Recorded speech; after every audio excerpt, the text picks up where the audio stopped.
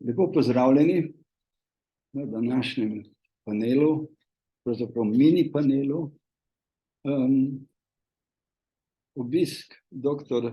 Bogdana Šalija, brazilskega Slovenca ali slovenskega Brazilca, v Sloveniji je dobra priložnost za razpravo o Braziliji.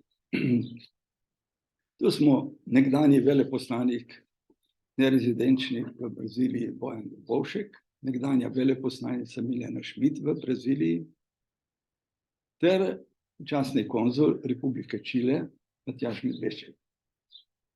Vsi povezani z Brazilijo oziroma Južno Ameriko. Nekaj uvodnih besed za pogovor pa si bom dovolil Marjan Šetinc, predsednik Slovenskega društva za mednarodne odnose. Včeraj sem šel na spletni portal RTV Slovenija, ki se odpira pod kratico MMC. Ta je v zadnjih 4 mesecih objavil pod kategorijo Severna in Južna Amerika več kot 200 člankov, povezanih s Severno in Južno Ameriko in seveda Srednjo Ameriko. Med temi 200 članki so le 3, ki v celoti zadevajo Brazilijo.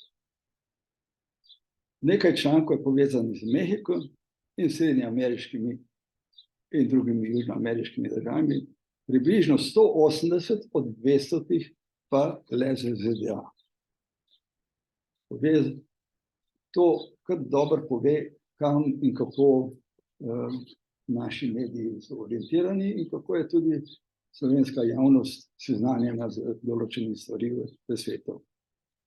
Včerajšnji članek, torej Toneta Hočevarja v Delu, je eden redki, ki nam nekaj pove o današnji Braziliji oziroma notranji in zunanji politiki Brazilije. O Braziliji se piše oziroma se je pisalo, ko gre za senzacije. Veliko povezanih z nekdanjim predsednikom Bolsonarom, recimo pri podcenjevanju nevarnosti epidemije COVID-a, podcenjevanje krčenja amazonskih gozdov. Piše se tudi o naravnih ujmah, pa aferah Neymarja. Tu pa še ena najnovejša novica. V soboto so slovenski odbojkarji, verjetno ste vsi spremljali, v Ligi narodov doživeli drugi poraz. V Orleanu je bila s 3:1 v Liziji boljša Brazilija. Namreč z Brazilijo imamo slab skor v odbojki, ki je eden od, bi rekel, pomembnih športov Brazilije. Vsi, ki bolj podrobno spremljamo mednarodne odnose, smo v zadnjem obdobju lahko spremljali veliko mednarodno aktivnost predsednika Lule. Od Washingtona do Šanghaja. Kot smo vsi videli, v Šanghaju je prisostvoval postavitvi Dilme Rousseff za predsednico tako zvane New Development Bank oziroma po domače BRICS banke. In sicer za drugo polovico 5-letnega brazilskega mandata. In kot sem zasledil, Brazilija obilno koristi usluge te banke. Nič novega ne povem. BRICS pomeni 1/3 svetovnega bruto proizvoda in, kot vemo, več kot 3 milijarde svetovnega prebivalstva. Amazonski gozdovi so pljuča sveta, o tem je bilo doslej že veliko povedanega. Predsednik Luiz Inácio Lula da Silva je ob izvolitvi zagotovil, da bo Brazilija ustavila krčenje pragozda in zaščitila domorodska ljudstva, ki jim se seveda manjša življenjski prostor. Kot smo pred nedavnem videli, je prišlo do razglasitve ozemeljske jaz sem v narekovajih avtonomije staroselskega ljudstva, Janomami. Brazilija je nedvomno pomembna igralka v mednarodnem prostoru. To poskuša predsednik Lula okrepiti ob ohranitvi brazilske tako zvane non-interference politike, torej politike nevmešavanja. Kritike je doživel še posebej, ker ni neposredno obsodil Ruske federacije. Kako vse to izgleda s pogledom iz Brazilije? Zagotovo nam lahko najbolje pove naš današnji gost, dr. Šalij, pomemben poslovnež, težko je našteti vse, kar je počel v Braziliji in kako je povezan z Slovenijo. Torej, gospod Šalij, postaja Brazilija resna igralka v mednarodnih odnosih? Kje je teža Brazilije?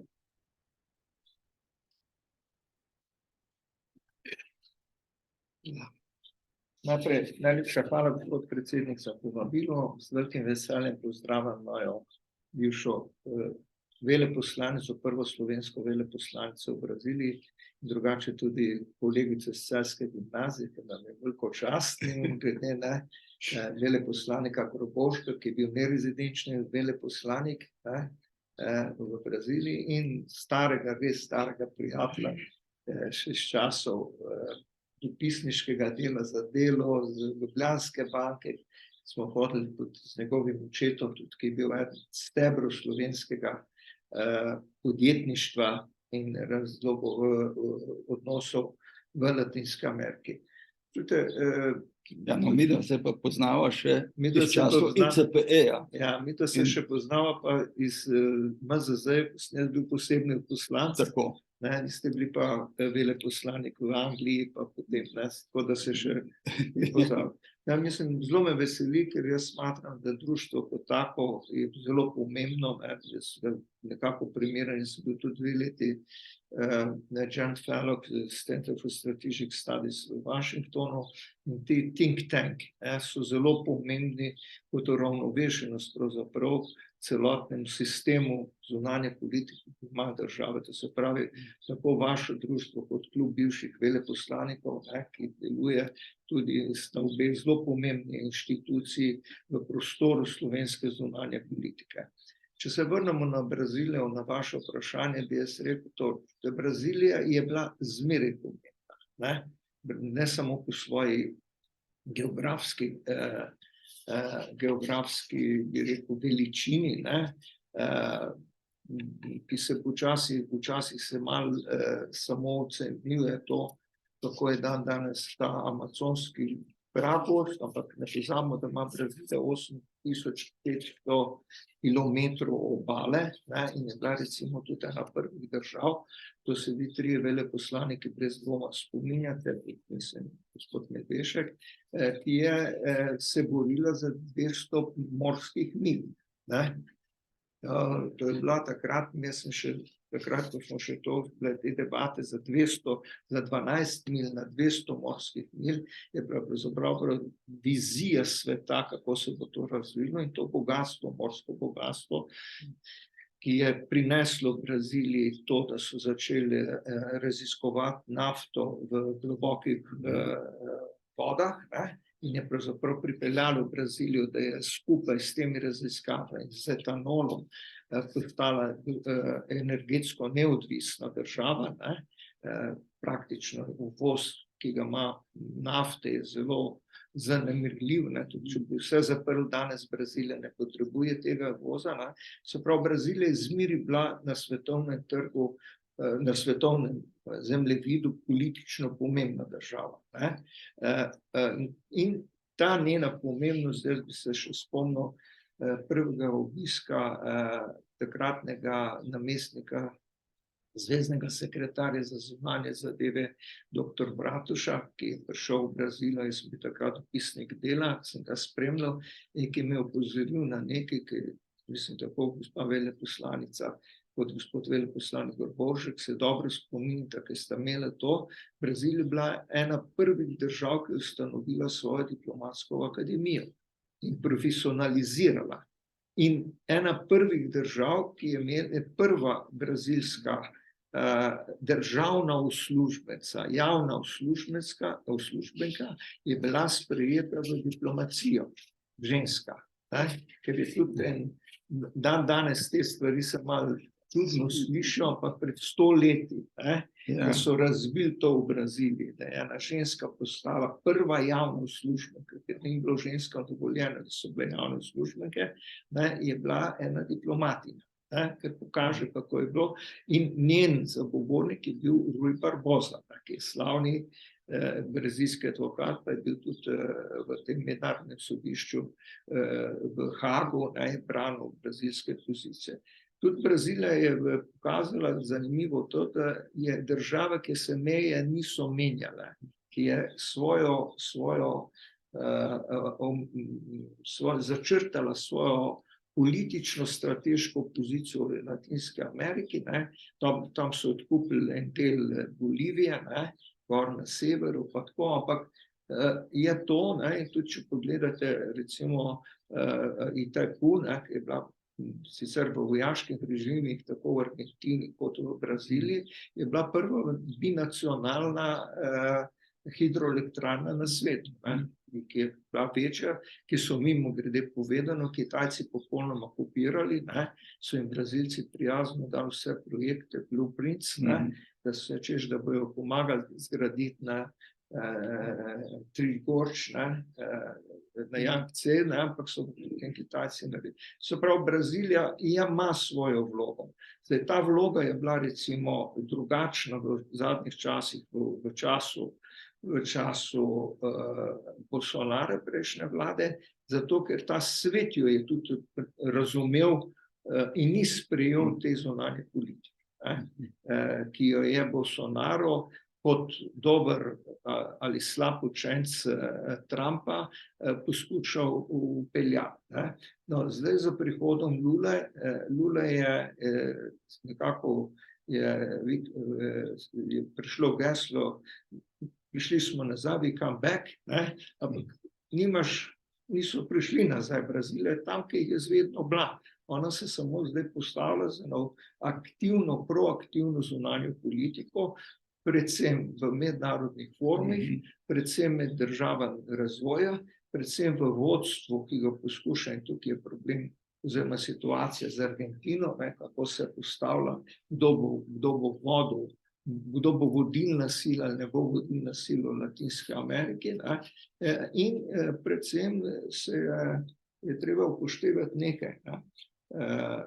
Jaz imam en članek iz 50-40 let nazaj, ker sem še malo prebiral te stvari, ker je bila zunanja trgovina Brazilije 1/3 Evropa, 1/3 Azija, 1/3 ZDA. Nekako zmeraj uravnovešeno. Danes je pa 2/3 Kitajska. To se je popolnoma spremenilo. In pred leti smo tla v Ljubljani imeli srečanje, pa je prišel predsednik kitajsko-brazilske gospodarske zbornice, Kitajski v Braziliji deluje, in mi je zelo enostavno rekel, suficit brazilske trgovinske bilance, ki je lansko leto bil prek 60 milijard, je 100% narejen za Kitajsko.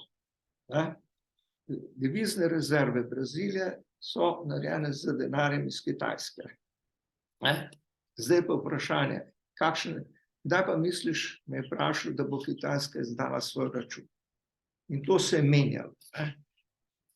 Ti imaš na eni strani velik vpliv, še vedno ZDA, ki so popolnoma nekako pozabile Latinsko Ameriko in so prepustile tem raznim, ne samo Kitajcem, ampak tudi Rusija, ki ne znajo rešiti vprašanja Kube, 150 kilometrov od Havane do Miamija, imajo pred sabo en režim, ki ne vejo, kaj z njim, ne, oziroma mislijo uničiti, potem ga ne uspe, da ga uničijo, pa ne uspe, da imajo eno partnerstvo. Čeprav so največji dobavitelj hrane na Kubi, so ZDA. Ne? Noben drug, ne, kljub temu delajo še posel. Se pravi, te stvari so se zdaj menjali, ta vpliv Kitajske, ne, oziroma ne vpliv Kitajske, prisotnost Kitajske, ki ima recimo v Braziliji danes, ne, to se je spremenilo od vašega, takrat, ko ste vi bila do zdaj, strmo, ne, Kitajci imajo v Braziliji 40% dobave električne energije. Ne, to se pravi, oni imajo danes ključ, če zaprejo, ne, če izključijo, ne, električno energijo, če rečejo, pa da, če imajo težave, Brazilija propade in imajo večji del tega trgovinskega, trgovinske menjave. Zanimivo. Ne, samo želel sem pripomniti, ja, hrana je največji dobavitelj, so ZDA, ampak za Škriparja je pri zdravilih. To sem prebral pred časom in to je bilo vzeto, ni bilo vzeto, bi rekel, benevolentno tudi strani mednarodne skupnosti, da so ZDA stopile na nekaj, kar je, bi rekel, silno pomembno za preživetje ljudi, ne za režim. No, če se vrnemo na Kubo, ne pozabimo sledeče. Ne? Prejšnja vlada, ne, pred to Golobovo vlado, je naredila za Kubo klaster, biotehnični klaster in je dala 2 milijona evrov preko UNIDA za razvoj biotehničnega klastera med Slovenijo in med Kubo. Ne? Kuba ima to visoko razvito, zdaj, kje se tle, kaj se dogaja, pa kako, jaz nimam teh tehničnih podatkov, ampak to je tudi sodelovanje Slovenije. Ampak na vsak način, danes ne moramo gledati Latinske Amerike, ki je razdeljena na karibske države, Srednjo Ameriko, na Južno Ameriko, brez prisotnosti Kitajske in vlogo Kitajske. Ne? Kitajska ima v Argentini vojaško bazo, ki noben ne pride zraven, ne? In ki jo vsi podcenjujejo. In so jo lepo zgradili, ne zdaj, že pred leti, poleg tega na Antarktiki, kar se še dogaja tudi, ne? In v vseh državah, v celoten varnostni sistem v Ekvadorju je postavila Kitajska, z najmodernejšimi kamerami, smart city, umetna inteligenca, vse, kar si lahko mislite. Ampak zanimivo je to, da Kitajska ne nastopa. Jaz sem tudi živel 3 leta pa pol v Afriki, v Južni Afriki in sem spremljal precej Afriko takrat. Ne. Pristop v Afriki in pristop Latinske Amerike je popolnoma različen. Oni so se pripravili, da v Latinske Amerike nastopajo drugače, bolj prilagodljiv. Mislim, to je zanimivo, ne moreš Kitajske, če dovoliš, ne bi zaključil to, oni se znajo adaptirati. Kot se jaz spomnim, ko je bil kitajski veleposlanik, ki je prišel iz Srbije na Hrvaško, se je učil hrvaščine. Ni prišel z glavo, da govori, ali pa vojaški ataše, ki je bil en general, on je prišel iz Bosne, je prišel v Zagreb, ampak se je učil hrvaščine. Ni govoril bosansko, srbsko, hrvatskega jezika. To Kitajci, mi včasih podcenjujemo to njihovo pripravljenost za prilagodljivost razmerom. Tukaj v Latinski Ameriki oni se ne obnašajo v Ekvadorju tako, kot se obnašajo v Braziliji. Ja, odprta razprava, morda samo, ker sem omenil BRICS, je nekateri je to antipod G7. V G7 imamo 3 članice varnostnega sveta, v BRICS pa 2. Se pravi, neka delitev je nastala politična v svetu in Brazilija je velik igralec v tej skupini. BRICS je de facto obstoja. Ne? Mislim, to je čudno. Ne? Ideja je začela se z enim bankirjem, ne? In jaz iz mojih izkušenj z bankirskega življenja, kako bi rekel, ko sem bil predstavnik Ljubljanske banke v Latinske Ameriki, bi zmeraj rekel, kar si bankirji izmislili, mora družba zelo biti pazljiva, ne pride zmeraj najboljše ideje za razvoj sveta od bankirjev. Ne?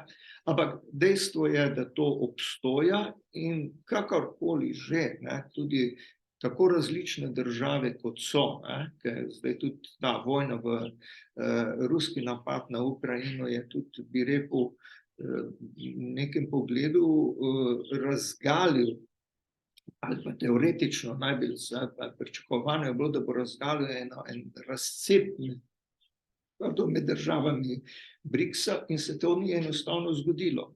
To zgleda, da dialog med temi državami, na raznih nivojih, predvsem v interesu, pogovarjajo in imajo dialog, stiske vsakemu zanima. Ni važno, če je to skupni dialog ali pa skupna pozicija. Oni držijo, vzdržujo in čujte, danes so to 3 največje države, mislim, varnostni svet, Kitajska, Indija, ki zdaj postaja tudi tale zadnji obisk Modija v Washingtonu prejšnji teden, ga je treba temeljito preučiti. To menja popolnoma. Modi je tam izjavil, kdo je več delal z Indijo, ve, kako so Indijci, bi rekel, samozavestni, je rekel, čujte, pred 10 leti smo bili, ko sem jaz začel moj mandat pred 5 leti, ne vem, je rekel, smo bili 10. ali 8, ne vem kaj, velesila, zdaj smo 3, ampak mi se s prstom in takole pokaz se bomo borili, da bomo 1. Ali 2, nekaj tako. Skratka, to so države, ki imajo, ki obstojajo. Zdaj, koliko je pa banka BRICS? Banka je pa zelo preprosto. Ona je tudi močno, kot ima denarja, da ga posodi.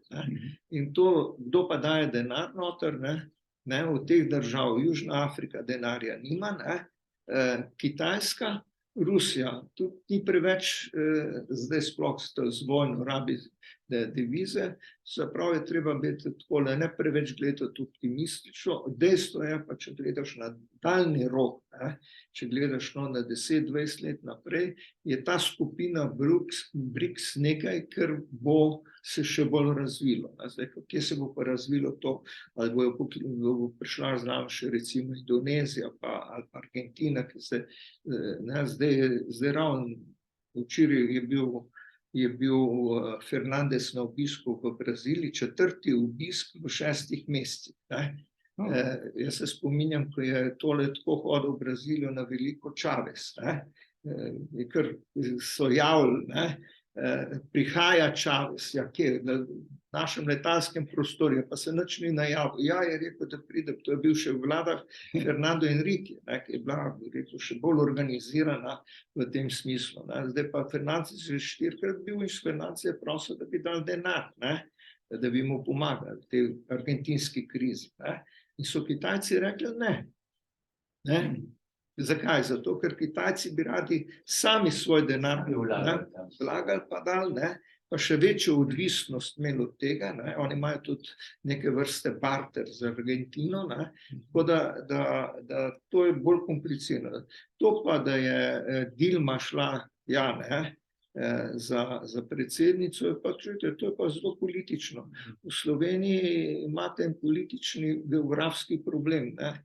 Težko pošljete tiste v vladno-političnem sistemu, tiste vaše prijatelje, ki so sicer prijatelji, so pa nezaželeni v enem, da ga pošlješ daleč. Najdel ga lahko pošlješ z veleposlanika v Avstralijo.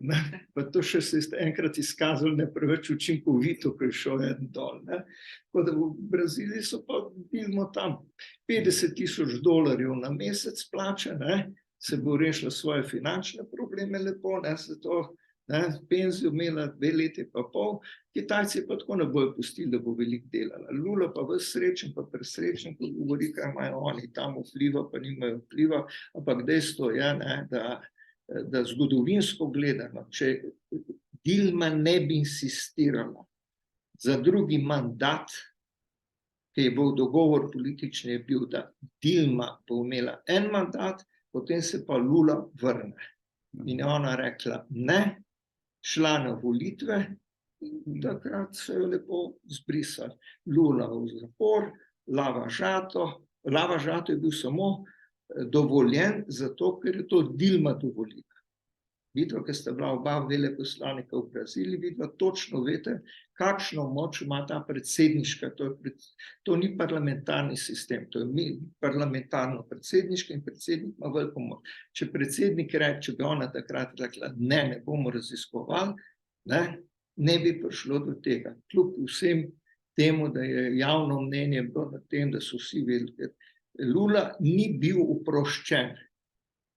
Lula je bil v zaporu in je šel iz zapora in so mu rekli, da ni, zaradi tehničnih napad v procesu sojenja, ne pa oprostitve. Jaz zmerim v Braziliji pravim, da razumemo, kaj ta delavska stranka narobe naredila.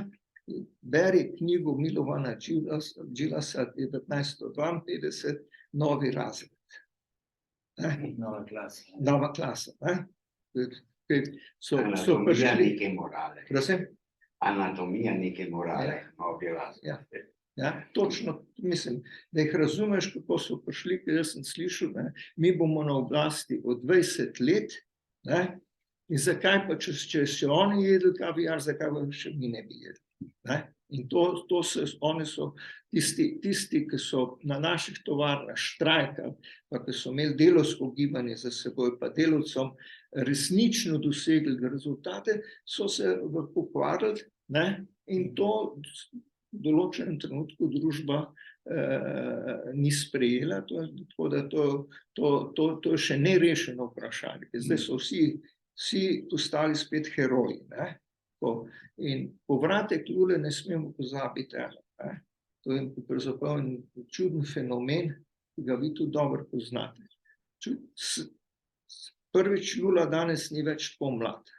Ni več tisti voditelj working class hero, v katerem je pisal Newsweek, ko je začel. To se pravi, svet se je spremenil. Brazilija se je spremenila. Ti imaš danes tudi popolnoma nove izzive, tako družbene izzive, kot gospodarske, kot geopolitične izzive, katerim se ne moreš delati, pa delati z istimi metodami, kot si delal pred 20 leti. Svet je drugačen. In tle je zdaj vprašanje zelo preprosto, koliko je ta vlada Lule, Lula je 1/5 svojega mandata preživel v tujini. Ampak ti, gospodi veleposlaniki, pa gospod konzul, točno veste, ti si močan v tujini, kot si ti domačen trg v politiki. Ti ne moreš se v tujini prodajati kot močan vodja države, imaš pa domačo politiko, pa gospodarstvo trhle. In tukaj se zdaj pri Luli pojavljajo problemi, da kongres, ki je bil izvoljen, je desno, mislim, kar je nov fenomen v Braziliji, ki ni bilo takrat, ko ste vi bila veleposlanica. Desnica je obstajala, ni bila pa radikalna desnica.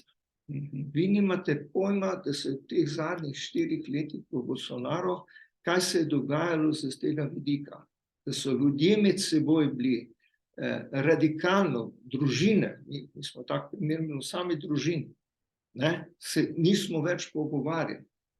Ta radikalizem je prišel do te stopnje. Prijatelji.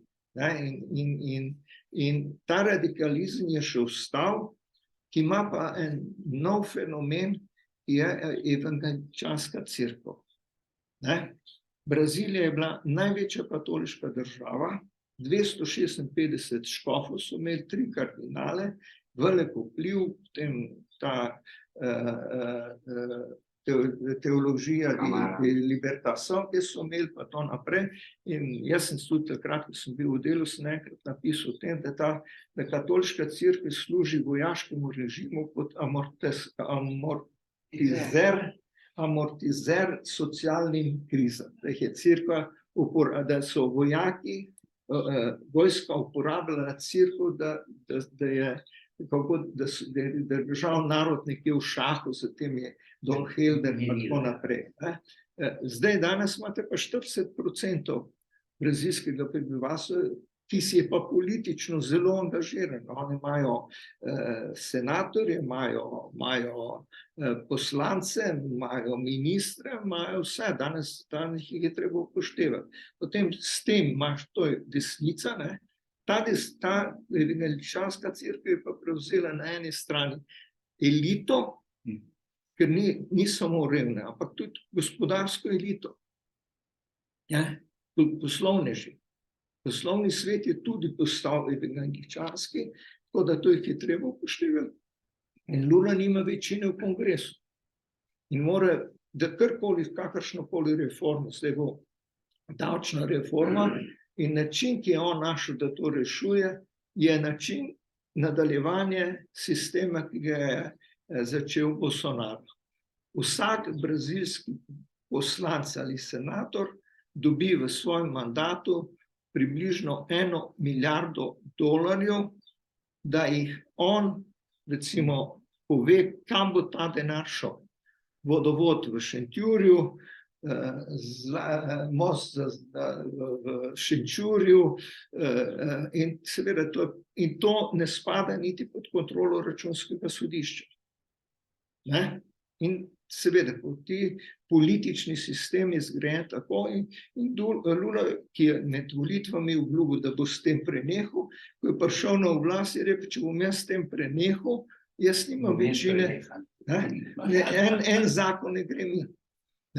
In je še, ti seveda so pa politiki, so pa še bolj požrešni, pa še zmeri več, in to je en od problemov, ki se meni.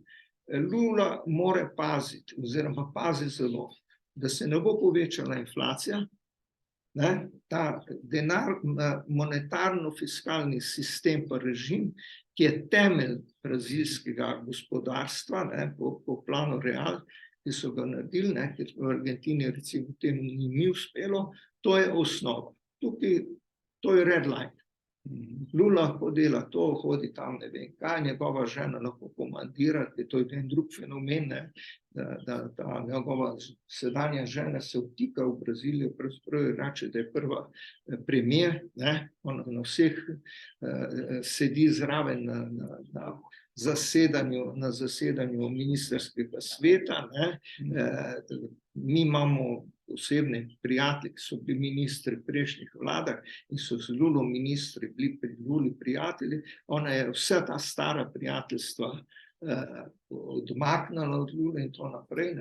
Ampak vse to bo šlo. Ne sme pa gospodarstvo. To je pa red line. To je pa red line in to on dobro ve. To on dobro ve. Mislim, da to je treba. Potem je pa treba spraviti, ti imaš to vprašanje, 30 milijonov je popolna revščina, 70 milijonov relativna revščina.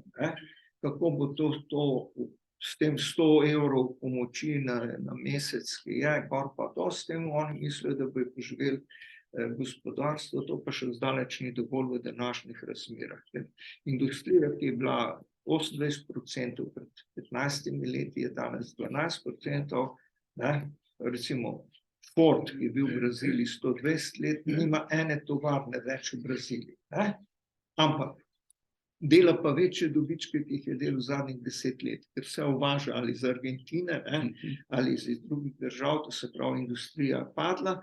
Kmetijstvo je pomembno, ampak kmetijstvo ne proizvaja delovnih mest, ne glede na to, koliko imaš supply chain pa to naprej, koliko imaš, ampak ni delovna mesta. In potem, kako se bo to kje bojo našli pot, ne? Zdaj je ta proces reindustrializacije, ne? Tle se tudi govori v Sloveniji veliko o tem reindustrializacijo, s kakšno vrsto industrijo boš imel reindustrializacijo. Vi ste omenili amazonsko področje, ne? To je ena prilika, ne? Ta bioekonomija, kot oni to imenujejo, ne? Ampak to je pa zdaleč, ne? To je pa zanimivo, ne? Moja hčerka je naredila doktorsko disertacijo na London School of Economics, ne? Supply chain of natural products v Brazilian rainforest, ne? Kjer je ena kila açaí v Pará košta 50 centov in jo prodajo v Los Angeles za $3000, ne? Kako teh 50 centov, ker tle nimaš, kako boš to razvil, ne? Kako bo to prišlo, tako da, ja. Mirko, te kličem nazaj. Jaz imam slušni aparat. Ja. Ja, prosim, jaz sem malo Zelo, izjemno zanimiv. Pa vendar, zdi se, da predsednik Lula spet skuša uveljaviti v zunanji politiki po načelu, ki je bilo že takrat skupaj, jasno, s Celsom Amorimom, ki je bil njegov zunanji minister, zdaj pa spet njegov posebni diplomatski svetovalec, diplomacija altiva et altiva, ne? Tako so rekli, in tudi spet, ne, jasno, zelo velik poudarek na multilateralizmu, vključujočemu namreč. In v ta namen je na vrhu Južne Amerike zbral konec prejšnjega meseca vse latinsko-ameriške predsednike, razen Peruijske, ki je bila premijer, tam kriza. Se pravi, in zelo veliko podporo dal in Argentini, da je treba pomagati, in prav tako najprej sprejel Madura, ker pač ta deklaracija v Braziliji govori o tem, da morajo, oziroma da bodo dali poudarke na stvarih, ki so pomembni za vse. To so predvsem na demokracija, institucije, vzdržnostni razvoj, ne pa na ideologiji, ne? Zato ravno želi pod to streho spraviti vse, čeprav so ideološko lahko različni v Južni Ameriki. To se zdi, da za Južno Ameriko, ki je pač miroljubni kontinent, ne, brez atomskega orožja, da je to zelo pomembno, pa tudi mogoče za delovanje velikega dela sveta, ki ga predstavljajo BRICS, ne, za katere vemo, da so zelo zainteresirane za članstvo zelo različne države, Saudove Arabije, Alžirije, Indonezije, Maroka in Egipta in tako naprej. In potem seveda, ja, da se pojavlja celo vprašanje, ne, ali niso to novi neuvrščeni, se pravi, ne, G20, potem tudi predsedstvo, to vendarle kaže na nek že ni preboj, ampak na neko pač drugo paradigmo v teh mednarodnih odnosih svetovnega formata, ne glede na mnogimi, ne, ampak govorimo sploh o Rusiji, ampak zdi se, da je to bi bil res dober mogoče koncept za ta zeleni prihod, ne, ker tale deklaracija pariška je zelo uboga, mislim. In spet dokazuje, kako nemočne, brezupno nemočne so vlade v primerjavi z gospodarstvom, da ne govorimo o finančnem sektorju.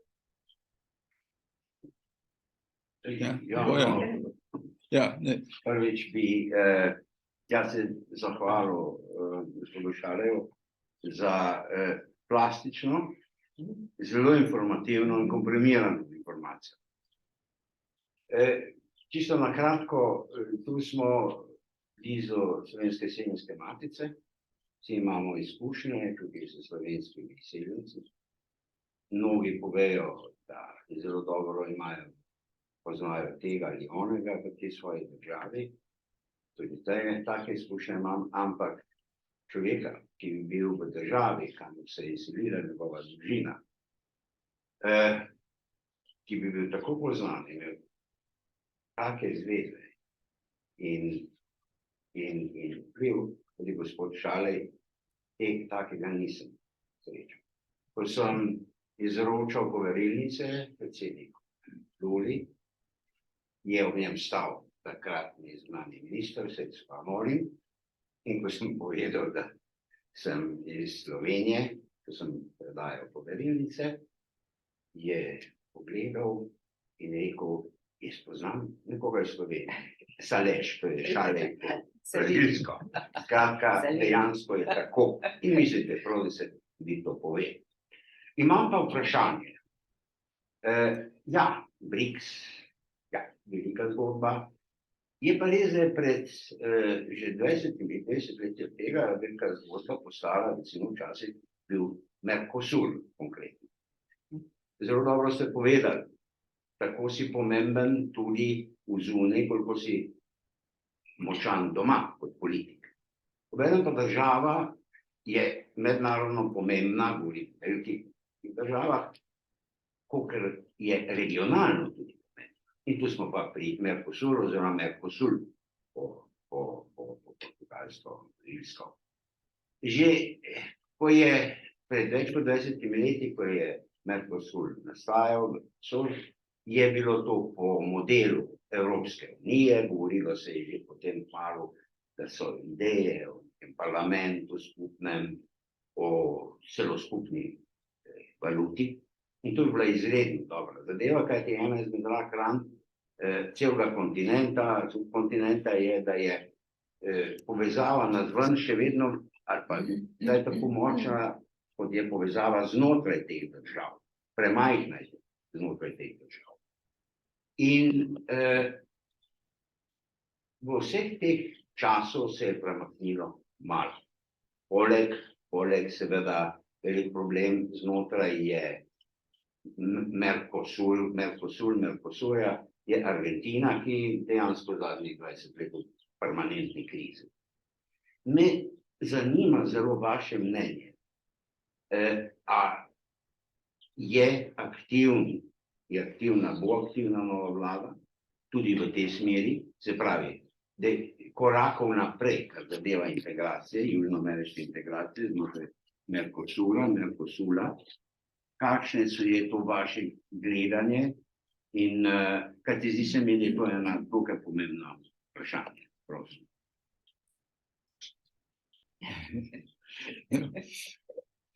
Morda samo tukaj vmes, medklic, preden gospod Medvešček prevzame.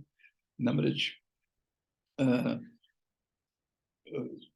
predsednik Lula je zelo, bi rekel, dobrohotno sprejel predsednika Venezuele, kot ga so razglasili, da je diktator. Je pa predsednik Čila malo bil zadržan, tako smo vsaj nekateri zasledili, ne? Je razglasil revolucionarne reforme, ko je kandidiral za predsednika Čila in je moral izgubil referendum in tako naprej. Se pravi, tukaj je cel kup, Južna Amerika je na nek način zelo različna, ampak sočasno pa zelo povezana. Ja. Sej, ampak gospod Medvešček, prosim. Ja. Nažalost je Latinska Amerika v zadnjih desetletjih, ne letih, postala zelo marginaliziran igralec v svetovnem gospodarstvu in politiki. Seveda, da so izjeme, žal take izjeme, ki so nekonsekventne, nestabilne, ki prinašajo dvom. Vse države sveta, ki imajo nek specifičen interes za Latinsko Ameriko, beri energetika, beri hrana, beri rudna bogatstva, prihajajo v Južno Ameriko ali v Latinsko Ameriko širši. A ne? Skozi zadnja vrata, zelo potiha, največkrat izven institucionalnih okvirov, da se ja ne vidi preveč. To, kar ste prej omenili o Kitajcih, oni so tako infiltrirani v Južni Ameriki, da se nam še sanjajo. In to v različnih oblikah, kot je gospod Šavi rekel, da zelo prilagajajo svoj nastop, kamorkoli grejo. Glede Mercosurja, ker v bistvu Mercosurja, gospod Šavi dobro ve, da sem v rani mladosti, nekaj desetletij nazaj, veliko desetletij nazaj, pričel z raziskavami v zvezi z raznimi shemami sodelovanja med južnoameriškimi državami in latinskimi Amerike.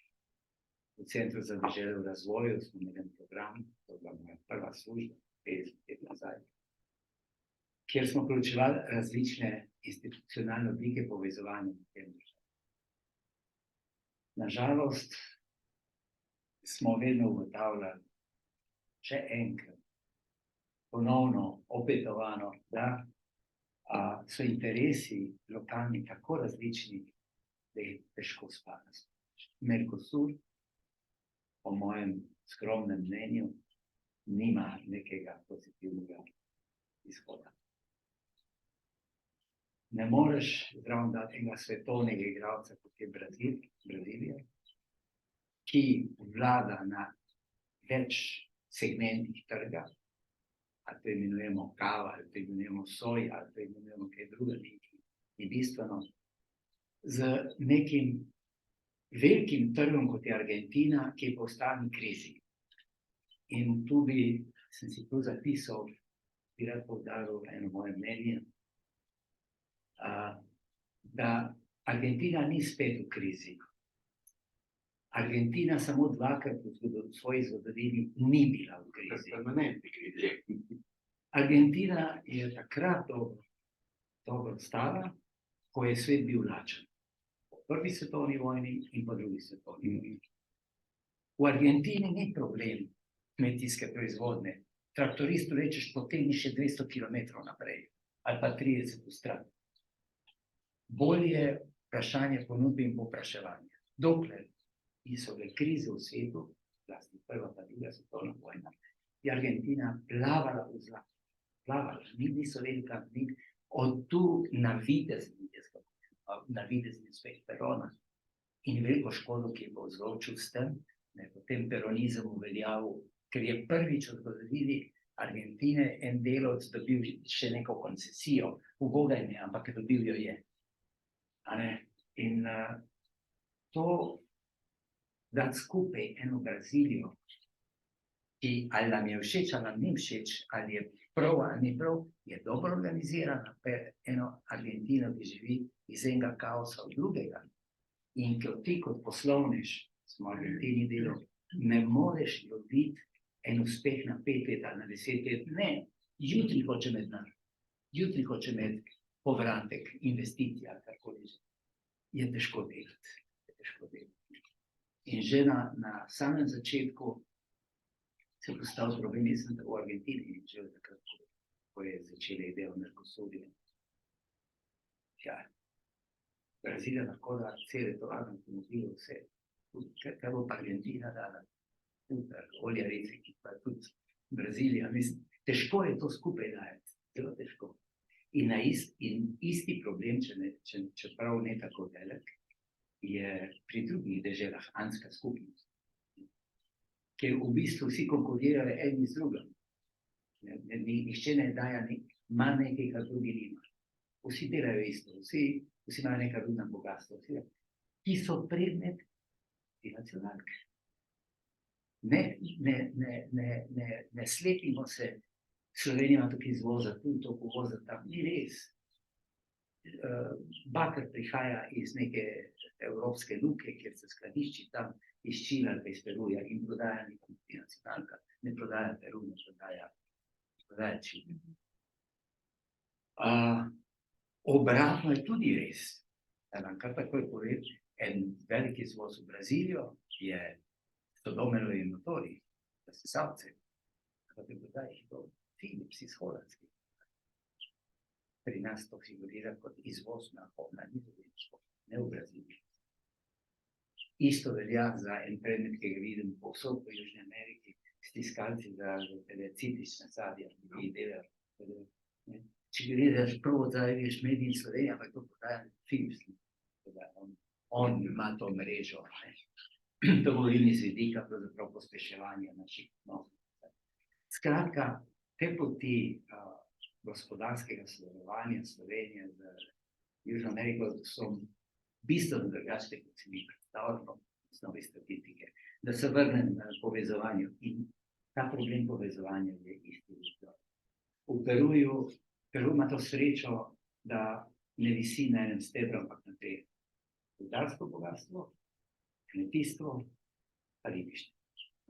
In potem, če cena sladkorja, bombaža po svetu pada, se pravi teh izdelkov, ga rešuje rudno bogatstvo, če so ribe problematične, pa ribja moka, ker ne pozabite, z ribjo moko futramo svinje in piščance, posod po Evropi. To je hrana za piščance. Ne bom pozabil anekdotično, sem enkrat prišel v Konjevito, pa mi je ženska, ki je delala na tem, je rekel, to se mi zdi najbolj skregano z logiko. Uvažamo najboljše proteine, zato je vedno prečičan pa piščancem. No, to je problem tega povezovanja z Amerike. Lokalni interesi, to so zelo različni. Imamo 3 dežele v Latinski Ameriki, pa v Južni Ameriki, da bom točen, kjer ni ena država, ampak sta 2 državi. Ekvador, Peru, Bolivija. Quito pa Guayaquil imata veze, Lima, pa Puno, Cusco, pa tista rudarska nima nobene zveze. To sta 2 državi. Interesi so zelo podobni kot med Slovenijo pa Kosovo. Če ena država mora investirati v nečem, bo v Sloveniji čisto nekaj drugega investiral, kot bo v Kosovo, recimo, če dam to paralelo iz bivše Jugoslavije. Isto se dogaja v Boliviji, v Boliviji še slabše, ko vi pridete v Santa Cruz de la Sierra, vi ne veste, da ste v Argentini, ste v Boliviji. Kar imamo v La Paz, da to čim druga zgodba. In prvič, da sem zasledil po 50 letih, ko hodim tam okrog, en fenomen v Peruju, da 2 domorodni skupnosti sta skregani ena z drugo. Prvič, ker ponavadi so stopili skupaj, so bili na istih bregovih. Bil sem pred mesecem dnem v Punu. In ljudstvo Aymara je zdaj na bojni nogi s ljudstvom Quechua. Češ, da izvajajo tak odpor do vlade, ki jim samo škodi. In tu sem videl konflikt, ki ga nikoli prej nisem videl, prej so bili. Mi smo domorodci, mi smo tu doma, Skratka, preseči te razlike je zelo težko. Zelo težko. In Čile, kot se vi že omenil, je pa na neki drugi poziciji. Zato ni hotel umrti svoj jaz, ni želel.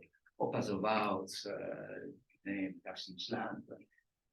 Čile ima pa spet čisto drugačne interese, ki jih ne more uveljavljati v okviru. Jih ne more. Čile je takrat, ko smo tudi mi se, bi rekel, lobirali za to, da smo postali članica OECD, Čile je v istem času potem se včlanil. No, Čile ima svojo agendo. Pa tudi na nek način, ne vem, je imel veliko podporo v glavnih članicah OECD-ja. Velika prednost Čila v drugih državah v Ameriki je konstanta. pri Čilu, ko so si začrtali eno gospodarsko usmeritev, eno politično usmeritev, en način delovanja, oni so se tega držali, ne glede na to, koliko so interno imeli nekaj. In se šele zdaj, pred 2 letoma, 19 leta, to se zgodi prvič, da je prišlo do neke interne konfrontacije v Čilu. Drugače je bil to prvo, kar vpraša poslovnež, ko pride kam, je koliko je stabilno to področje, kam pride. Ne bom pozabil enega primera, 5 let nazaj, me je eno podjetje slovensko zaprosilo, a je smiselno postaviti tovarno v Čilu za ostale dežele Latinske Amerike. Ja. Zanimiva misel, ker dejansko, recimo v Braziliji je znano veliko tujih investitorjev v Braziliji dela za ostale dežele. Tam se naprej distribuira to blago.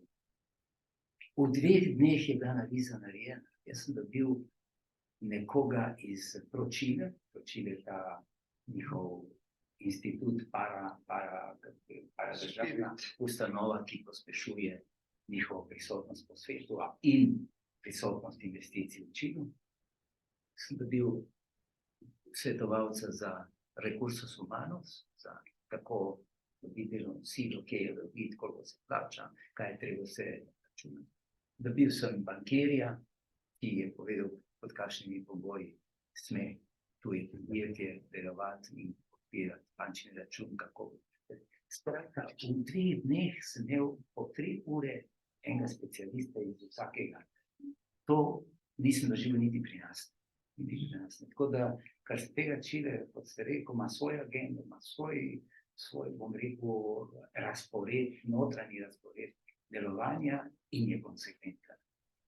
Zdaj, vprašanj gospoda Šala je zelo veliko. Rad bi še dodal ena, da morda potem naredi en tak, kako bi rekel, tour d'horizon. Na koncu se čas je, ker že nekaj smo ga porabili. In sicer vprašanje povezanosti z Evropo, z Evropsko unijo. Latinska Amerika že samo pove, je v veliki meri izvorno kulturno-civilizacijski podaljšek Evrope. Predvsem Španije in Portugalske, ki sicer nista, imenujemo glavni, najbolj pomembni igralci znotraj Evropske unije, saj Portugalska ni, ampak tako je. Kulturno-civilizacijski podaljšek.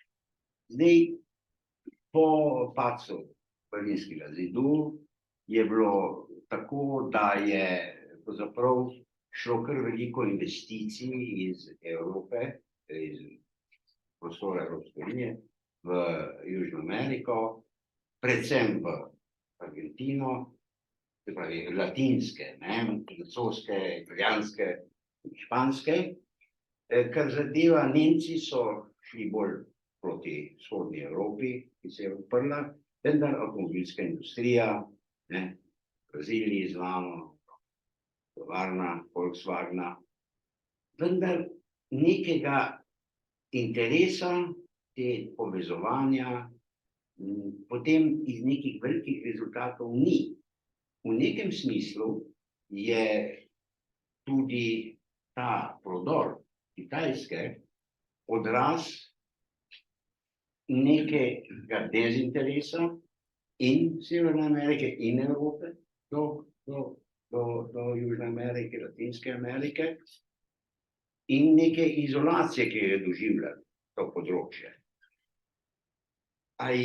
Kako vidite to v končni fazi ponavljam? To je vendarle kulturno-civilizacijsko podaljšek Evrope, je tudi, ko bi rekel, Evropejci, se pravi, potomci Evropejcev še vedno imajo izredno pomembno vlogo, ne glede na vse poskuse, tudi delovno uspešne, tudi v Braziliji, integracije vseh ras, ampak ta povezanost obstaja. Zakaj ni večjih rezultatov? tudi in odgovora ali pa poskusov Evrope, da bi se bolj etablirala in pomagala temu področju.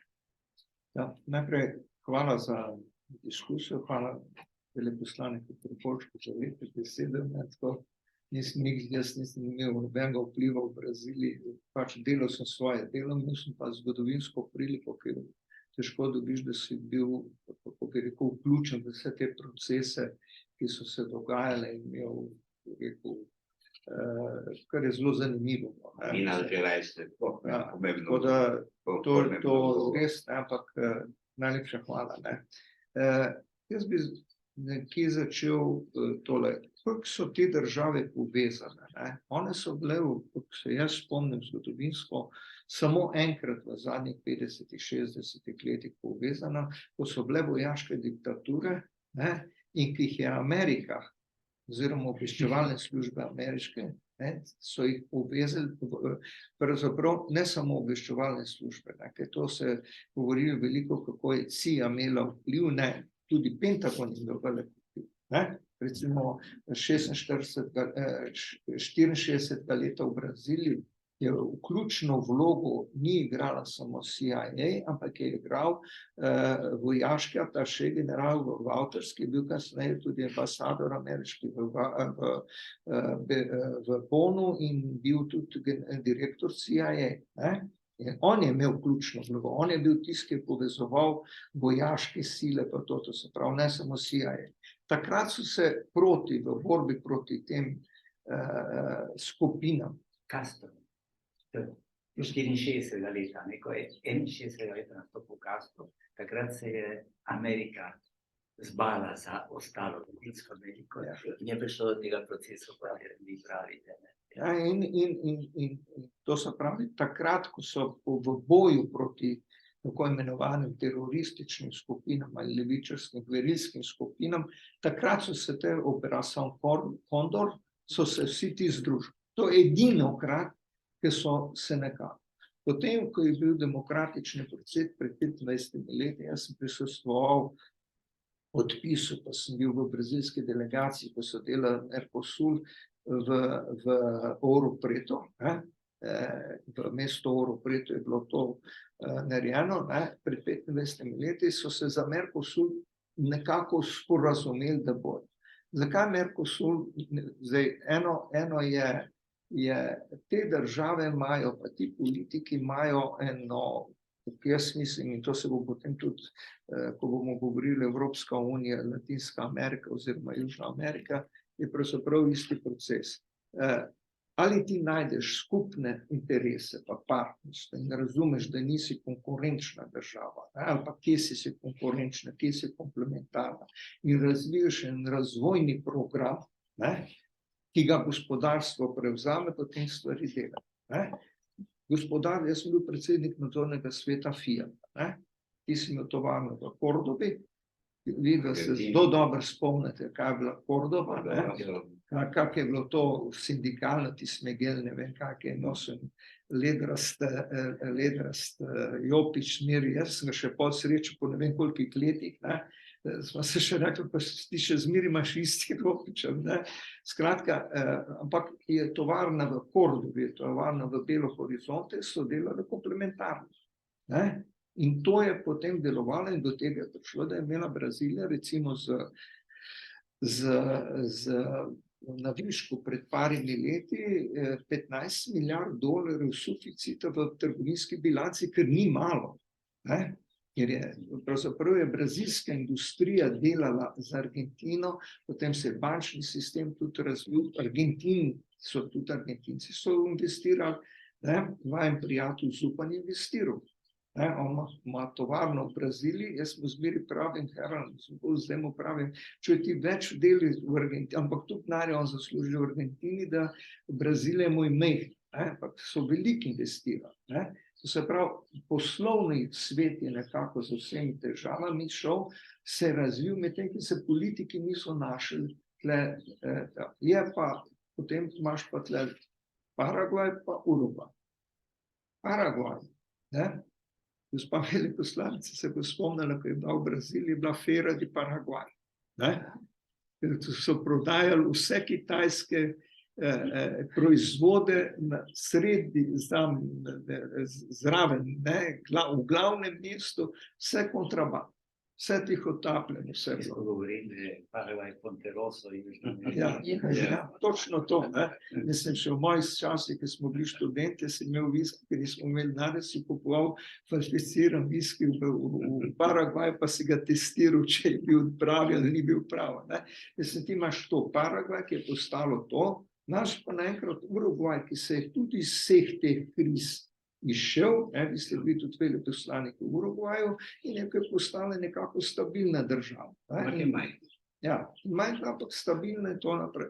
In zdaj, kako spraviti ta dve mehne države proti dvema velikanima, te interesi, ki jih ima Brazilija, Paragvaj in Argentina, Paragvaj imata skupno Žarsireta, imajo hidrocentralo, Brazilija, Paragvaj imata Itaipu, to se pravi so energetsko eni in drugi odvisni. Potem imaš še tle vprašanje plina, ki lahko povezuje, zdaj na tekočem, včeraj je Fernandez prosil, da naj Brazilija financira gasoduct, plinovod, ne vem kam, skratka, ki ne bo prišel še v Brazilijo, ampak Argentina ima Vaca Muerta, ki so Brazilci investirali tudi ogromno, potem so odšli pa tako naprej, pa recimo Tečin, ki je dobro poznat, ki se je začelo pravzaprav to je bil šef za oboroževanje pri Mussoliniju, ki je potem prišel v Argentino pri Peronu in razvil to železarsko industrijo, ki so kupili pod vlado Dilme, so jim prodali Brazilci Usiminas, ki je bil joint venture z mislim, ta joint venture je mimogrede bil en slovenski izseljenec, ki ga je, oziroma že druga generacija, Pečovnik, ki je prvo japonska investicija po vojni je bila v jeklarno v Minas Geraisu, Usiminas. In ta Japonci so še zmeri delničari in so ga, ampak večino delničarjev so prodali Tečin. Se pravi, te povezave, poslovne povezave v eni ali drugi obliki obstojajo, imaš pa težavo, včeraj tudi Fernandez pa Lula sta spet govorila o skupnem valuti, da bi naredili, ampak vi se dobro vsi spomnite, kako je bil proces Maastricht, kako je Evropa prišla do evra. Ti imaš pravila, in tistih pravil se moraš držati, in če nimaš ti stabilnega gospodarstva, kako boš imel skupno valuto za 100% inflacijo, pa država, ki je v mednarodnem fondu dolžna 45 milijard dolarjev, ima pa v blagajni 5 milijard. Pa ima pa 18 milijard, da jih dobi od Kitajske, ker imajo barter s Kitajsko, in Kitajci so rekli, seveda, mi damo dolar, imate 18 milijard v juan, nimate v dolarjih, ker povete, kaj želite, da dobite ta denar. Mi vam zgradimo ceste, mi vam zgradimo hidrocentrale in to je en od problemov, o katerem noben ne govori. Se pravi, kako bo še naprej prišel Mercosur? Dejstvo je, da obstoja in je tudi pogajalski partner z Evropsko unijo. Zdaj, če se vrnemo na to vprašanje odnosov Evropske unije z temi državami, bi jaz tle se vrnil tudi na vlogo Slovenije v času predsedovanja 2008, ki je v naslednjem predsedovanju se popolnoma pozablja, kaj Slovenija naredila takrat. Mi takrat smo imeli eno veleposlaništvo samo v Argentini z neprofesionalnim diplomatom, ki je bil argentinski državljan, ki je vodil slovensko skupnost in ki je bil tesno povezan z vojaškim režimom. Tako je bilo dejstvo. In smo mi takrat v času našega predsedovanja smo naredili, se je potrdilo strateško partnerstvo z Brazilijo, na predlog slovenskega predsedovanja se je naredil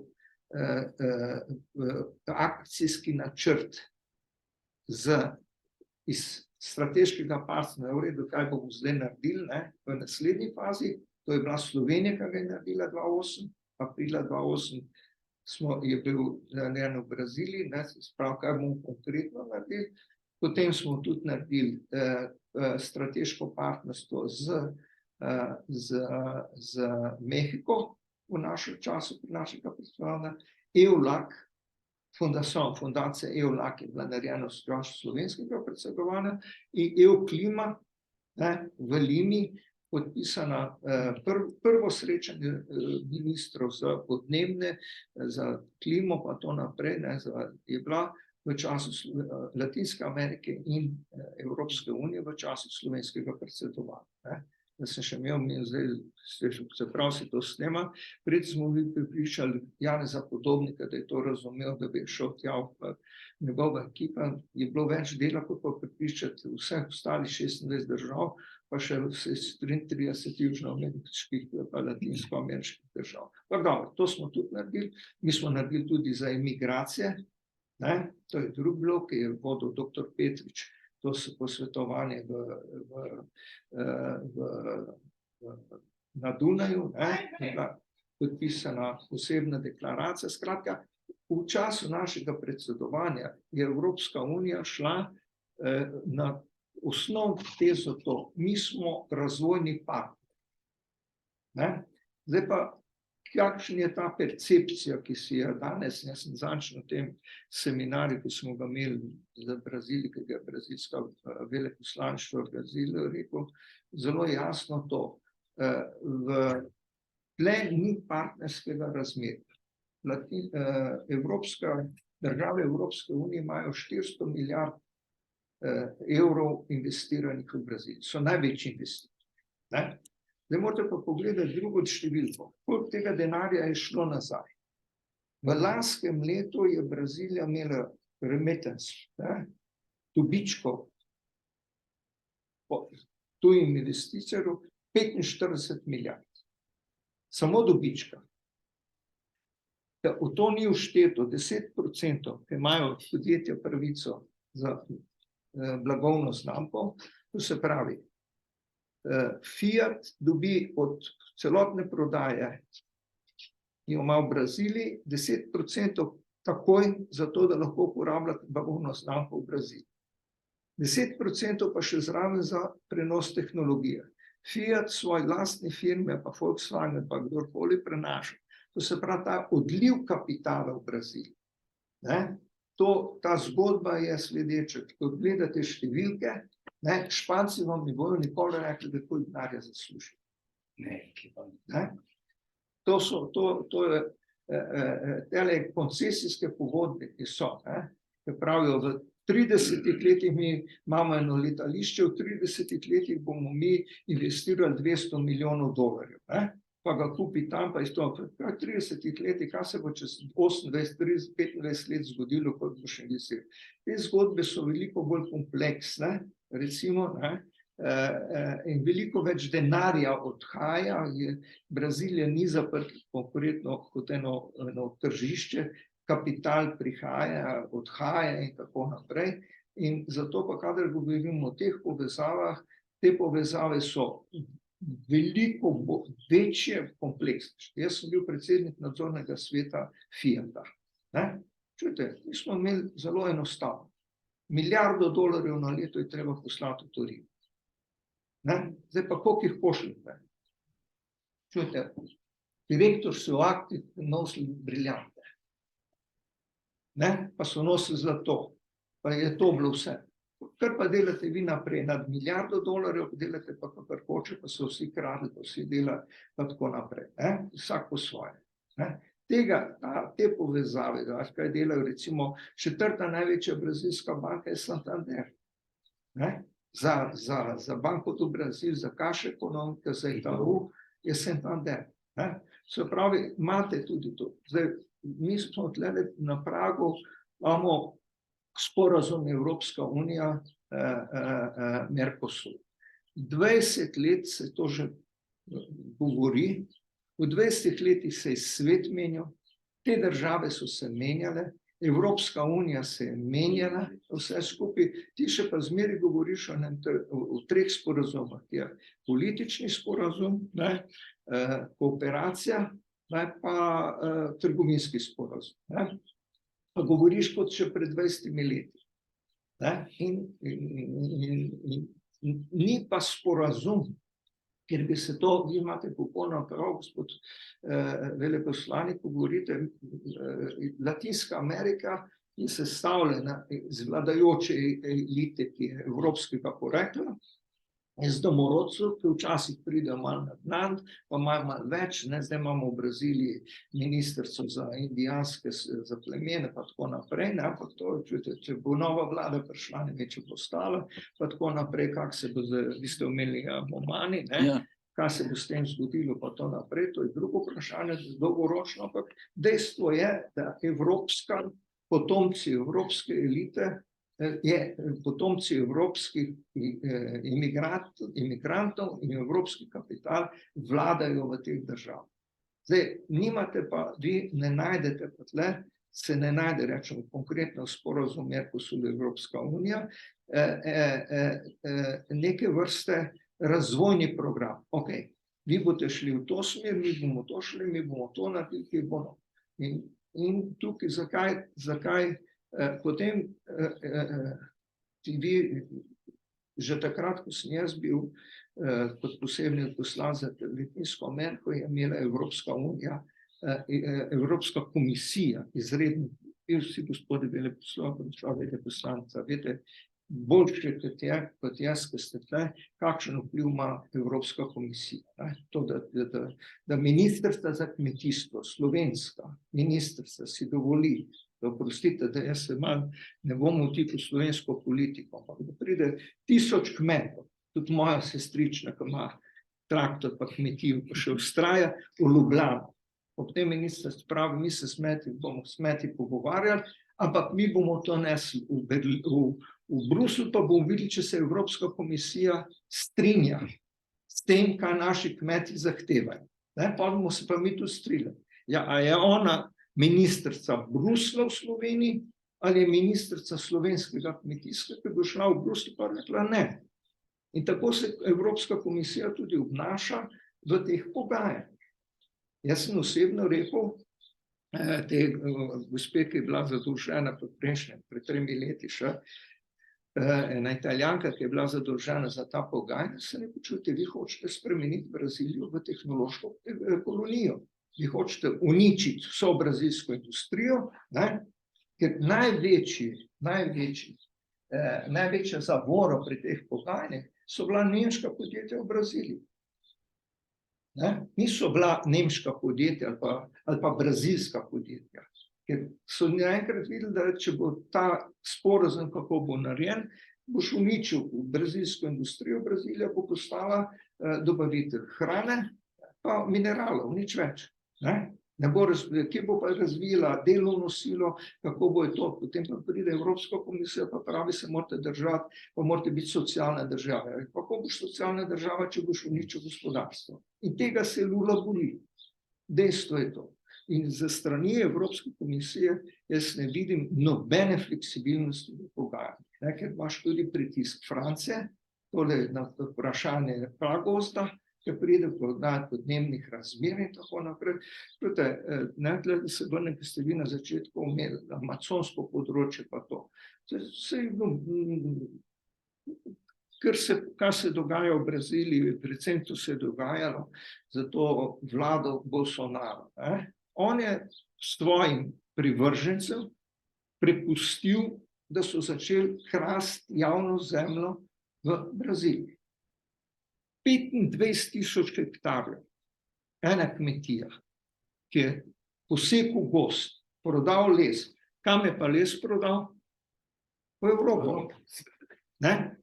Pa Francija, ki ima inštitut za tropski les, ga največ uvaža. Pa se največ razburja v zvezi z kaj se dogaja.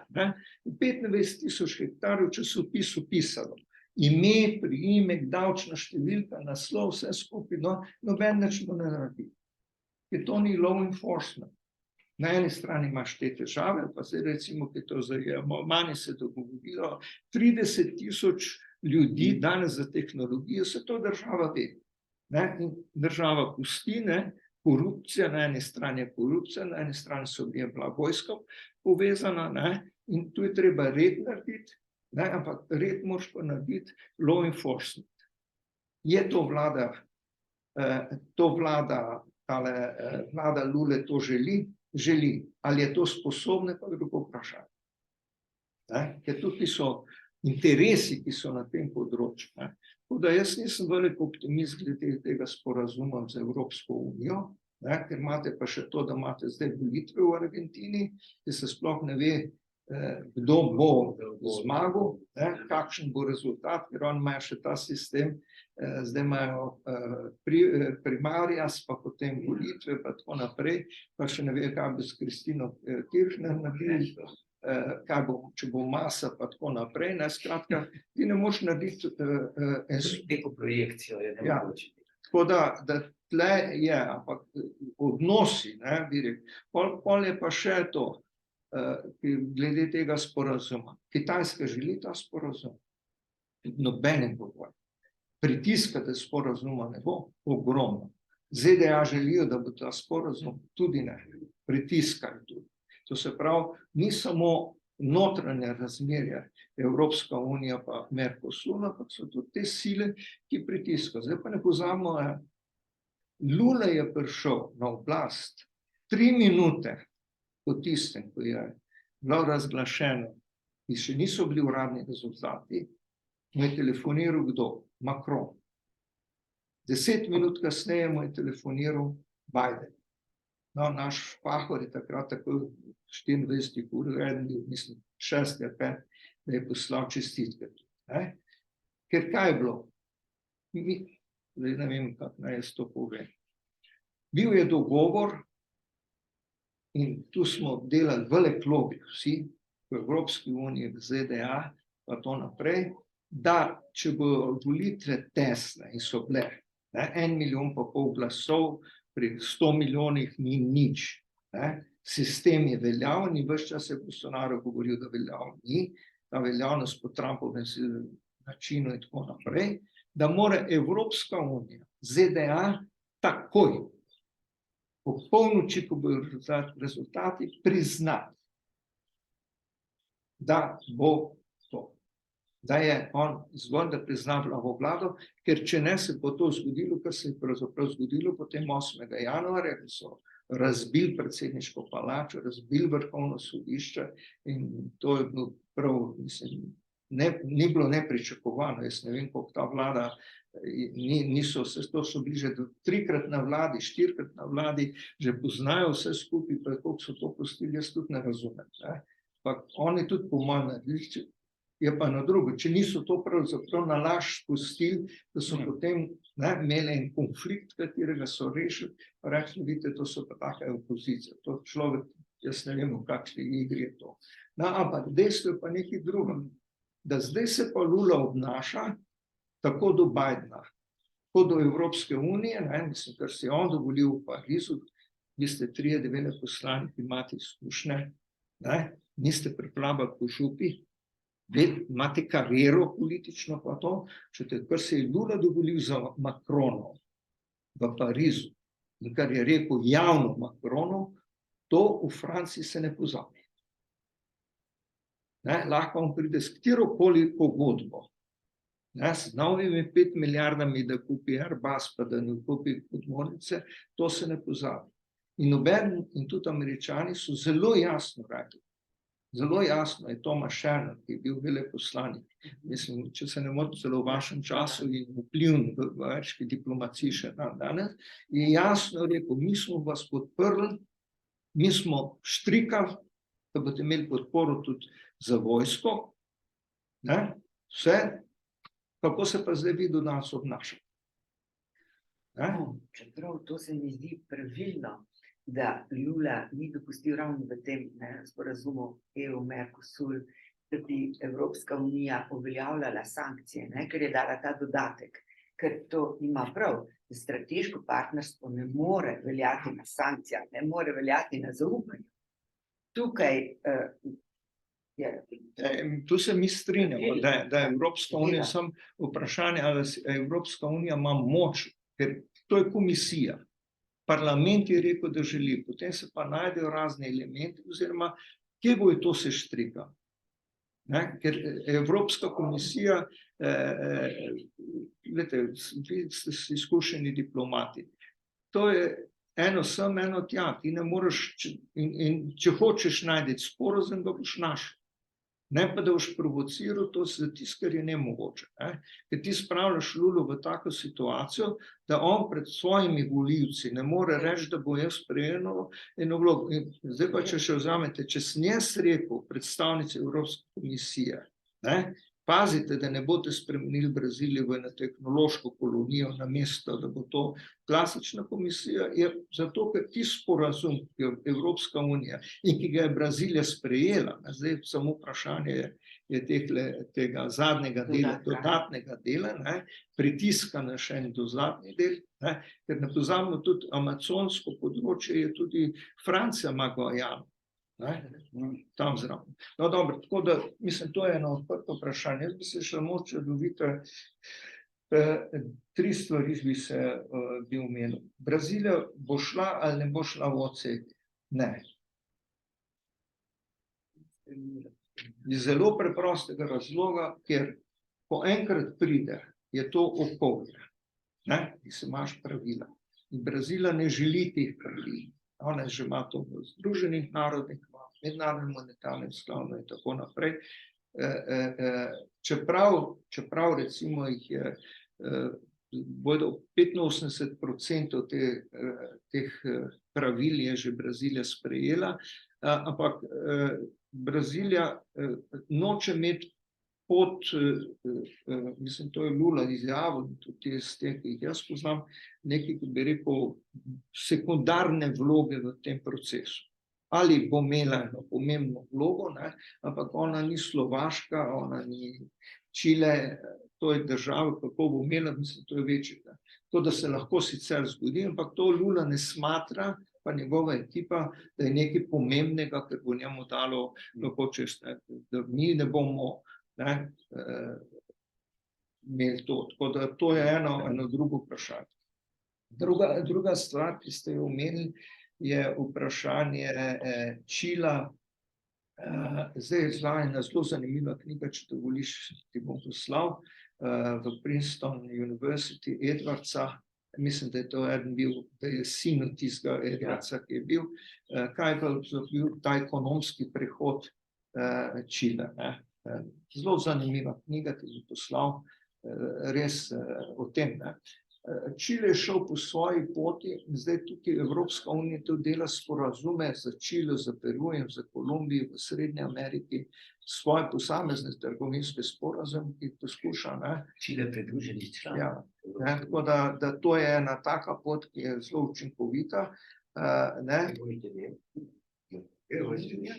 Zdaj, jaz spremljam precej tole za Borića in to, gledajte, Maduro je zelo preprosto. Prvo v Sloveniji ne pozabite, da je Čavez ustal in Maduro sta tam, zahvaljujoč Danilo Türk. Danilo je bil, ko je bil v Združenih narodov, še prej je bil zelo dobro se razumel z brazilskim zunanjim ministrom, za Celso Amorim, z njegovimi sodelavci, ki so vsi postali potem kasnejši ministri in to naprej. In Danilo v Združenih narodov je skupaj z Celso Amorim naredil grupo de Amistad in so rešili skupaj takrat Čavesa.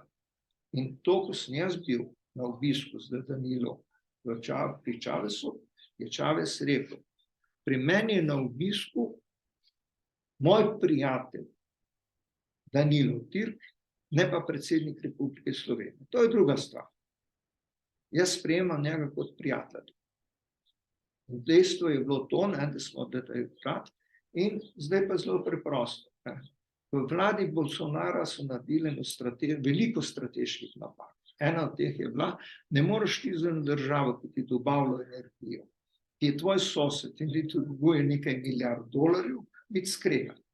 Oni so zaprli veleposlaništvo, vi kot veleposlaniki to veste, to je Največja groza, napaka. ne. Potem so sprejeli ogromno število in so šli v to igro okrog kdo, ne, češ, ki je šla cela Evropska unija, pa ZDA, vsi so šli, da bojo rešili Gajdo, pa to naprej. Jaz odkrito povem, nimam dovolj strokovnega znanja, da bi razumel tako neumnost. Ne? Kako je to bilo, kako se je to zgodilo, ne vem. In no, dobro, zdaj je popolnoma normalno, da so oni ta prvo, ker ta vprašanje, da Venezuela pa Kuba dolgujeta denar v Braziliji, je politično vprašanje vsakega revnega brazilskega volivca. To ni več v eliti. To se pravi, ti daješ denar tam, mi pa cest nimamo, pa mi železnic nimamo, pa naš to ne dela, pa imamo reveže, pa to naprej. To se pravi, tle ni nič drugega. To Lula bo dobil, tu imamo popolnoma prav, bo dobil ta denar, samo če se bo razumel z Maduro. In to, kar je Bolsonaro, je najbolj neumna stvar. Skregal se je, on je pa rekel, hvala Bogu, meni treba nič plačati, ker sem skregal. To se pravi, to je malo bolj komplicirano vprašanje. Borić pa Čile, jaz nimam teh dovolj informacij, ampak jaz bom samo rekel, kaj se je zgodilo z Izraelom, se slučajno zaradi tega poznam to zadevo, ker odgovoren za prodajo orožja Izraela v Čile je en admiral slovenskega rodu, Pobiri. Njegov oče je bil iz Novega mesta, njegova družina so bili lastniki pred drugo svetovno vojno Novo Teksa. Imajo še tle družino v Ljubljani, vsako leto hodim. Pobi pa jaz mislim, gospod Aleksandr Aleks je umrl, smo bili zelo dobri prijatelji in jaz nadaljujem to prijateljstvo z Pobijem. Včasih se menjamo malo teh informacij. On je marketing direktor Israeli Airspace Industries in Čile je velik kupec. Borić je na začetku nekaj govoril tam, da je proti Izraelu, ni hotel sprejeti izraelskega veleposlanika in tako naprej. V 14 dneh so vsi rekli, če to ne gre. In zdaj čisto normalno gre. Zaprav, moj vtis po tem dogodku, ki sem zelo spremljal, je, da Borić sicer včasih ima, kako bi rekel, izbruh, pa svoje volivce, ampak da pol točno ve, kot pravijo Brazilci, on ne je stekla, pa ne trga denarja. To se pravi, da se tle pomiri, ker ima tudi močno gospodarstvo, naj bo to na levi, naj bo na desni, ker se to da. Ampak to je en drug gospodarsko-politični sistem in tle prihajamo na eno vprašanje, ki ste ga postavili, domorodci. Domorodci po celi Latinske Amerike, čujte, v San Paulu je preko 100.000 indijancev v mestu San Paulu. Indijance, ki ne govorijo portugalsko, ki govorijo guarani. Jaz midva z ženo smo bila zdaj v Firencah, smo srečala eno Boliviji, eno Peruanko, ki ne govori v špansko, govori quechua. Mislim, kako se bo to razvilo, kako bo ta integracija, postaja to eno vprašanje, ki veliko, kot vse, kot gender, pa to je nova agenda v svetu. Kako bojo te države reagirale, kako se bo, jaz nimam odgovora na to. Jaz bi zaključil, če dovolite, gospod predsednik, eno vprašanje. Slovenija, pa mi govorimo tole, vse v svet, pa govorimo to, ampak kaj pa Slovenija, pa Latinska Amerika? Oziroma Južna Amerika, Latinska Amerika, taka kot je. Jaz sem bil v Mariboru na 5. konferenci slovenskega gospodarstva, internacionalizacije slovenskega gospodarstva. 2 besede niso bile nikoli izrečene od A do Ž. Latinska Amerika, tam so predstavili 4 kontinente, kdo bo vse govoril, kako se dela, noben ni govoril, in druga diaspora. Kdaj pa je bila konferenca? Prosim, Kdaj pa je bila konferenca? 20. Zdaj? Ja, prejšnji teden, v Mariboru. Mislim, 2 besede, ki niso bile. No, in tukaj je zdaj, mislim, To je zanimivo, bom tak paradoks povedal. Ne?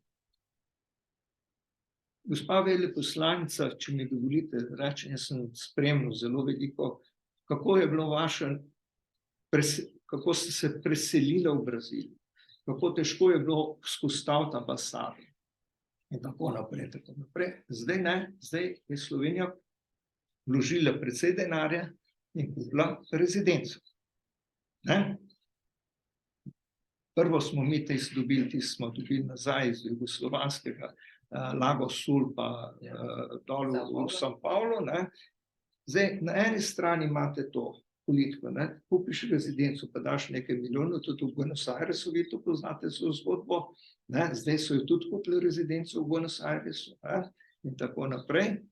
Na drugi strani imaš pa pri Spiritu, potočkujejo Slovensko gospodarsko zbornico v Braziliji, ne, ti lahko dobiš največ 60 točk in če dobiš 60 točk, dobiš tudi več sredstev.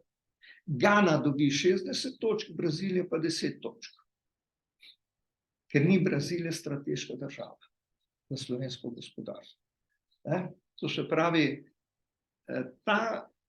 nekako zdaj, ko so prišli v varnostni svet, ne, jaz sem govoril z dr. Šabičem, ne, in dr. Šabič, oziroma on me je povabil na razgovor, smo se pogovarjali z Zlatkotom, on rekel, mi smo dobili glasove v Afriki, mi smo dobili glasove v Latinski Ameriki, pa v jugovzhodni Aziji in smo imeli srečo, da nekako, jaz zdaj sicer nimam, bi rekel, pravice, da ponavljam njegove besede, ampak to je bilo moje razumevanje in smo imeli srečo, da Kitajska ni bila proti. Kako bo ta politika Slovenije do Latinske Amerike z dvema veleposlaništva, pa vidva se odkrivala tamle države, pa moraš skakati od ene države do druge države, pa to naprej. Zaprli smo trgovinsko predstavništvo v Sloveniji, v São Paulo, ki smo ga imeli. Mi smo bili edina država v Braziliji, ki je Brazilija dovolila, da smo najprej odprli gospodarsko predstavništvo, ne? Potem smo imeli ambasado, na drugi strani je pa Brazilija ta prvo odprla tukaj veleposlaništvo, šele potem je Slovenija. To se pravi, Brazilija ima interes v Sloveniji, mi smo ga potem še ne imeli, ne? Če tako gledamo, ne, na to naprej. Ne? In kakšna je politika Slovenije do Latinske Amerike? Ne? Če gledamo samo trgovinsko menjavo, ne?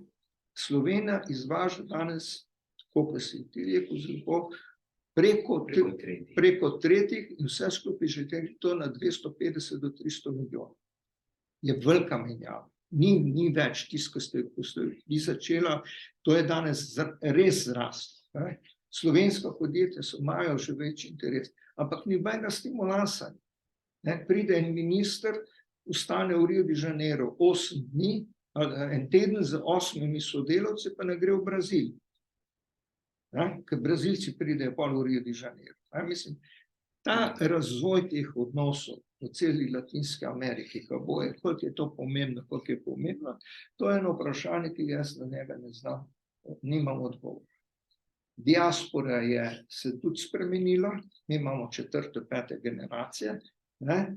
Imamo zdaj trgovinske zbornice v Kolumbiji, ki je bila ustanovljena prejšnji 15. v Braziliji dober dela, Slovenski je bil malo mrtev, to zdaj dober dela, potem imamo v Argentini, nam je uspelo narediti trgovinsko zbornico tudi in je zanimiv fenomen, da se srečujejo iz Triglava, iz naš dom Husto, pa to naprej, se zdaj srečuje en in drugi, se niso se srečujo v trgovinski zbornici, ampak to ni dovolj. Če vlada ne bo rekla, da je Latinska Amerika, če ministri ne bojo rekli, če se to od te strategije, jaz te strategije ne vidim. Ne vidim, kje je, kako bo, kakšna bo in kakva bo zgod. To je pač eno vprašanje, zakaj je Latinska Amerika tako ob strani, zakaj se ta podjetja včasih ne razumejo. Jaz le pričakujem tako, Prva stvar je, Slovenija izgublja podjetja, ki odločajo v svoji usodi. Med 5 izvozniki ki so danes v Sloveniji, je samo eno slovensko podjetje. Samo eno. In to je Krka. Krka, ki nima nobenega interesa na Latinski Ameriki. Razen zdaj, če bo kupila to indijsko podjetje Unitek, če se ne motim, Chemitek ali Unitek, eno podjetje za surovine, to podjetje ima filialo v Braziliji. Ampak Krka izvaža v Južno Ameriko. Zelo malo, ne? Zelo malo. Ampak ni strateško povezan. Nima niti referenta za Latinsko Ameriko, ki je imela svojih čas. Recimo Lek je imel to politiko, ne? Ko je bil dr. Leo Pregru direktor, ne? Je imela to politiko, izvažala ogromno Latinsko Ameriko in to naprej. Ne? To smo dobro, seveda, recimo Novartis izvaža, ampak kot se je rekel, izvaža preko Švice ali razne svojih drugih Po svojih Ja, kanalih ja. in po svojih, bom rekel, viziji, kam izvažata. No, druga stvar za konec je to, mi smo ustanovili Slovenian Global Business Network, ki danes predstavlja 30 poslovnih klubov in organizacij, ne? Ki so povezane ene po spiritu, ene pa ne. Ampak to so v glavnem organizacije, ki so ustanovili slovenski poslovneži po svetu, ne? In to je zdaj eno vprašanje, koliko slovensko gospodarstvo recimo bi lahko to uporabljalo več, ne? Čujte, v Braziliji, v Argentini je 5000 zaposlenih v podjetjih slovenskih lastnikov, ne? In še nekaj zanimivo, vsem gre dobro. Ne? To je neverjetno, kako gledaš državo, kako je v razpadu, kako politično izgleda, po drugi strani, ko pa govoriš s poslovniki, imajo pa vsi polno denarja, pa vsi so se znali pa že. V Braziliji je tudi enih 4000 zaposlenih v slovenskih podjetjih. To se pravi, mi imamo to slovensko podjetništvo diaspor po celem svetu, ne, ki jo ne znamo dovolj izkoristiti za gospodarsko sliko. Ne. En čas je bilo to v stari bivši Jugoslaviji malo tako nevarno, midva smo to dala skozi, se spomniš, ne? Si prodajal Elanove smučke Vojko Arko, potem je pa prišla, so klicali gospo iz Elana na upravo za notranje zadeve, je rekla, rada vas imam, smučke dobro prodajamo, kje veste, kaj se ne mora moje družine izpostavljati, ne pa take se, ne pa dobro. To je že 32 let mimo, ne? Da se ustvarjajo te nove generacije, pa to naprej, da bo, mislim, tle se premalo uporablja, ampak je en velik potencial tega sodelovanja, ki se lahko pa razume, da zaključim to, Spirit daje denar, ne, za slovenski poslovni klub v Rusiji, katerega sestavlja samo Rusija, Rusi, niti enega slovenskega podjetja ni noter, Krka ne se sploh, mislim, so tudi mogoče slovenska podjetja ali Škrabec, ki so, ampak daje denar v času sankcij. Zdaj pa razumi, kako to gre. Te stvari mi v tujini ne razumemo, na katerih stvari se s tem tudi ne ukvarjamo. Treba je to delati in mislim, da na vsak način oba veleposlanika sta bila v državi, kjer je diaspora pomemben element zbliževanja, ne, moraš biti toleranten, zbliževanja. Zdaj je skupni znanec Mirko vas lepo poslal za obletnico Slovenije, ne, za državnost je poslal povabilo, poslušajte našo oddajo na temo osvoboditve Slovenije. Ne. Zdaj pa jaz nisem vedel, mu naj pošljem nazaj, ga vprašam, ker moj oče, ki je bil v Mathausnu, je bil osvobojen, ne vem, kdaj je bil do 32 leta, pred 32 leti, ampak taki so razmere, tako je s tem treba biti toleranten, bi rekel, ampak jasno povedati svoja mnenja in to pač tak je, ampak dokler Slovenija ne bo imela, mislim, ne vem, če ima za druge države, tudi v drugih državah tako strategijo, ampak ni treba imeti 80 strani strategije.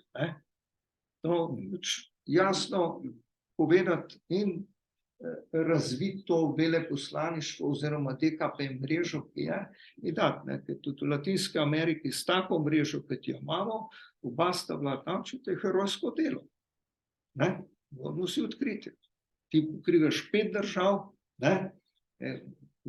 velike razdalje politični, gospodarski problemi, Evropska unija, pa vse skupaj. In to je čas v čas, bi rekel. Ja. Najlepša hvala. Ja, najlepše hvala, gospod Bogdan Šalej. Lahko bi govorili še pa še. Zanimivih zadev povezanih z Latinsko Ameriko, pa tudi slovenski interesi v Latinski Ameriki.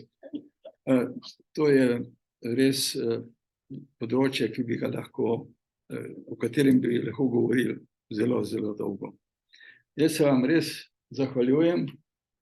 Ni več kot to, skoraj ne morem reči. Zahvaljujem se pa tudi vsem trem obema veleposlanici in veleposlaniku, Mileni Šmit, Bojanu Grbošku in seveda našemu, rekel, častnemu konzulu Republike Čile v Sloveniji, gospodu Medveščku.